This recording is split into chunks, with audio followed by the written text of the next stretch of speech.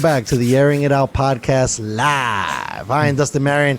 He is my partner, Hollow Clutch. What is going on, Hollow? What's going on, buddy? It feels like a couple days ago I was hugging you. We was having a good time, and now you're back in Mother Cali, and now I'm excited, man. I'm excited to what we have going on, and I'm happy, and we got some big plans going on for us.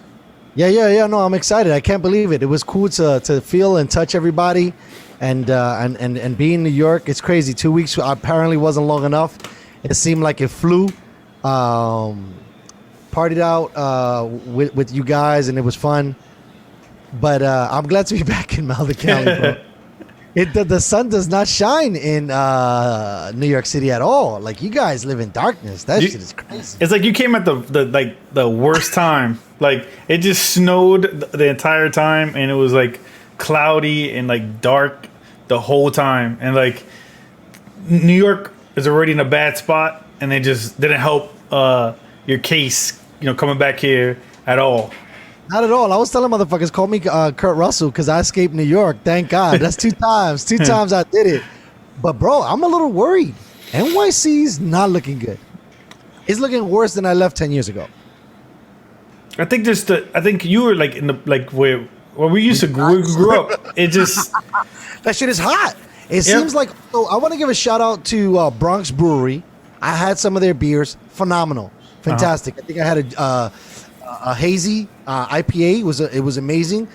We drove around a little bit. Looks like Sobro is getting some love, but I think that's also pushing some of the less fortunate, more impoverished folks more to the northern part of the Bronx, which is where we grew up. And when we were growing up, the South was hot and the North was kind of chill. Now it looks like it flipped, and now it's the other way.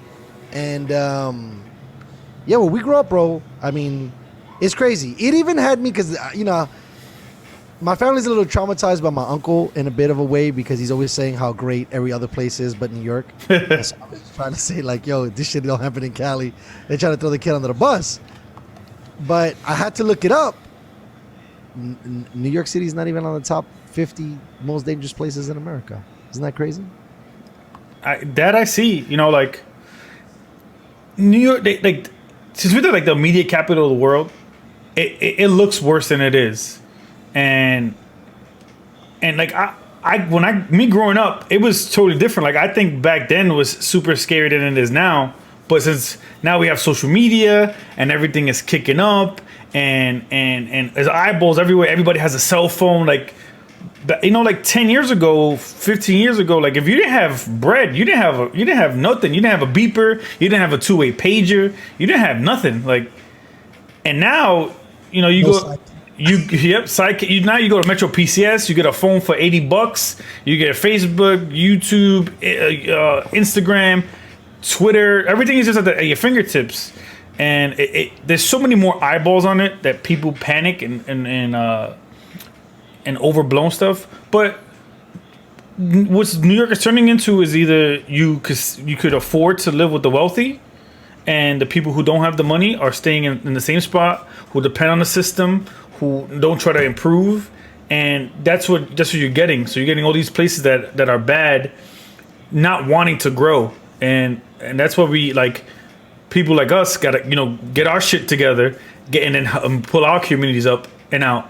But until we do that and bring other people along with us, it's gonna stay the same. No, I couldn't agree with you more. There was some stuff that, like, I thought, I mean, maybe it could be that you guys are building, even in the poorer sections of the Bronx, they're building too. There's not even enough space. There's zero parking, right? The garbage is crazy.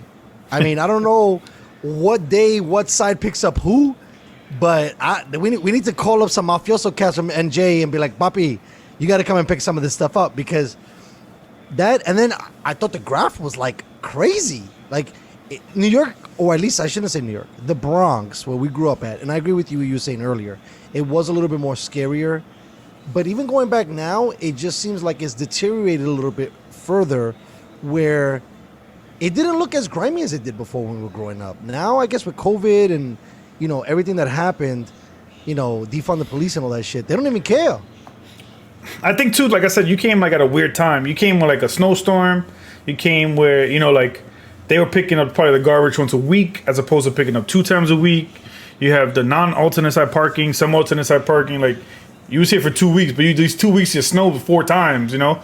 So like it was a weird time to come because we didn't have any snow basically until February, you know, until you came. So and you used to 85 degrees every day, you know, shorts, sandals, getting that pure vitamin D, you know, all day. All day. That was